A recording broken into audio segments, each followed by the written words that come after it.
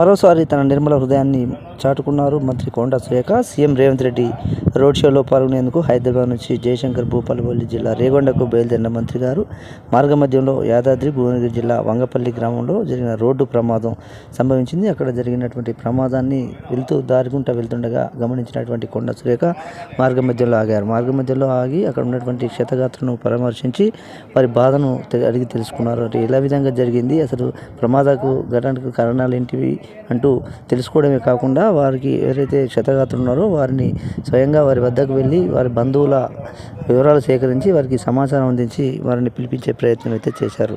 వారికి గైడ్ చేయడమే కాకుండా క్షతగాత్రులకు సరైన చికిత్స అందించాలంటూ అక్కడ ఉన్నటువంటి వైద్యాధికారులను ఆదేశించారు. ఇక పోలీసులను అప్రమత్తం చేసినటువంటి మంత్రి కొండా సురేఖ అక్కడ నుంచి వారిని హాస్పిటల్కు తరలించి అక్కడి నుంచి నేరుగా బయలుదేరారు. అయితే ముఖ్యంగా వేసవి కాలంలో అత్యధిక ఉష్ణోగ్రతలు నమోదవుతున్న దృష్ట్యా నేపథ్యంలో జాగ్రత్త వహించాలంటూ ప్రయాణం చేసే ముందు అన్ని జాగ్రత్తలు తీసుకోవాలి.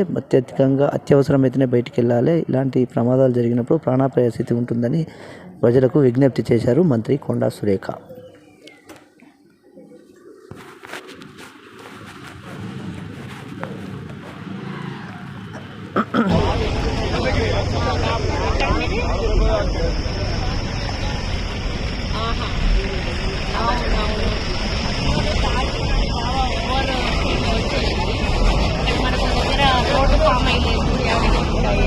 పొంగపల్లి మేడం, పొంగపల్లి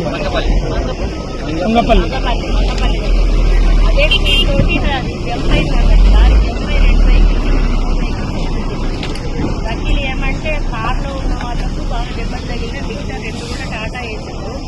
వాళ్ళదేం లేదు కానీ కార్ బాగా డ్యామేజ్ అయింది. కార్లో ఉన్న వాళ్ళకి బాగా దెబ్బలు తగిలింది. ఆ పిల్లలేమో పైసలు